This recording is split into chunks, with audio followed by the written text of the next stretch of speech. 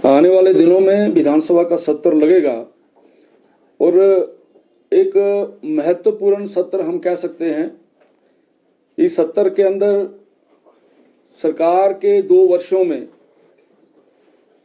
जो काम किए हैं और जो काम रह गए हैं उन सारे विषयों के ऊपर विधानसभा के अंदर चर्चा करेंगे। किस तरीके से हिमाचल प्रदेश के नौजवान को ठगा गया है, हिमाचल प्रदेश में किस प्रकार से झूठ बोल बोल कर चुनावों में जो अपनी जीत है उसको सुनिश्चित किया गया है, इन सब मुद्दों को लेकर विधानसभा के अंदर इन सारे चीज़ों के ऊपर चर्चा होगी। हिमाचल प्रदेश के अंदर पिछले दिनों लगातार सारे के सारे जंगल जल गए हैं और इन जंगलों के जलने के कारण से हिमाचल प्रदेश को अरबों रुपए की क्षति हुई है।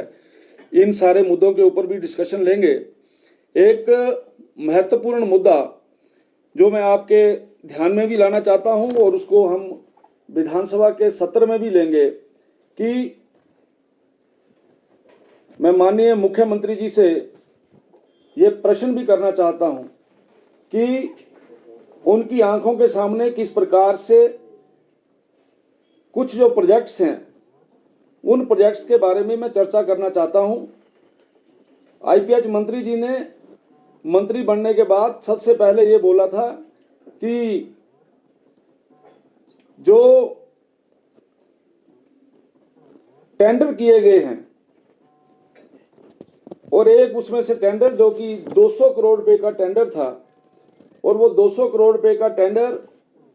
हमीरपुर के बड़सर विधानसभा क्षेत्र के अंदर लगने वाली स्कीम का था। आपके ध्यान में रहे कि जिस समय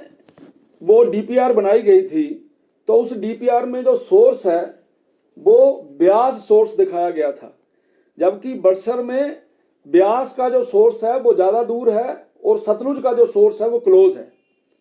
200 करोड़ का टेंडर हो गया उस ब्यास नदी के ऊपर से प्रोजेक्ट लाने के लिए, लेकिन उसके बाद